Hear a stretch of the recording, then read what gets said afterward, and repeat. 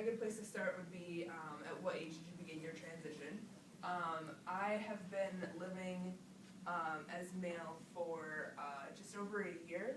I've kind of known for a couple, but in general, I changed my name socially about a year ago. We just kind of figured out the other day, me and my friend, we were just like, wait a minute, it's been a whole year already. So that's pretty cool. And then when did you know you were different? I like to use like always and never. So I never thought like there is something weird about my gender. My gender is different from people's. I just never quite fit in with a lot of people. I did have friends. I was not like antisocial anyway. I had lots of friends in school, but I always just kind of felt really kind of like awkward and out of place. So I had that kind of sense of like differentness for a long time, but I had no clue why it was happening. So I didn't think like I'm different because of sexuality or gender. I just felt weird all the time. And yeah, if you guys have questions, just raise your hand and I'll stop and shoot them because I think those are some good questions. How do you cope with the feelings? I guess it depends on what you guys mean by feelings.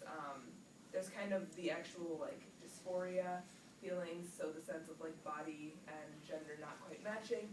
And then there's the feelings of how that becomes an issue in the world. In terms of just like dysphoria, you get used to it because there's so many things that you can do these days to kind of help that out. I wear a chest binder, which kind of looks like a tank top, but it's super, super thick material, really warm, it's really hot. This is like not my favorite time of year because I'm like sweating and it's like 55 degrees out. So it's really warm, it's very constricting. You can't wear them to like work out or do any kind of big physical labor because it's very constricting. You get trouble breathing. You can't sleep in them. They're really tight, so they can give you back problems as well. But in general, binding is helpful. STP devices are helpful. So it stands for stand to pee. So it's essentially it kind of looks like a half of a funnel, so that you can pee in urinals.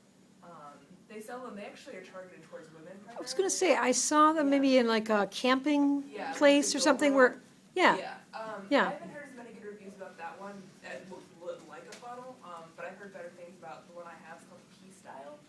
It's actually marketed towards women primarily, though the website does address the trans men use them as well.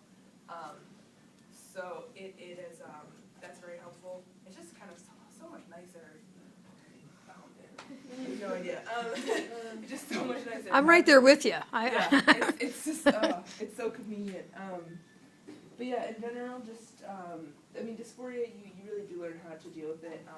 I'm lucky to have the ability to purchase these things.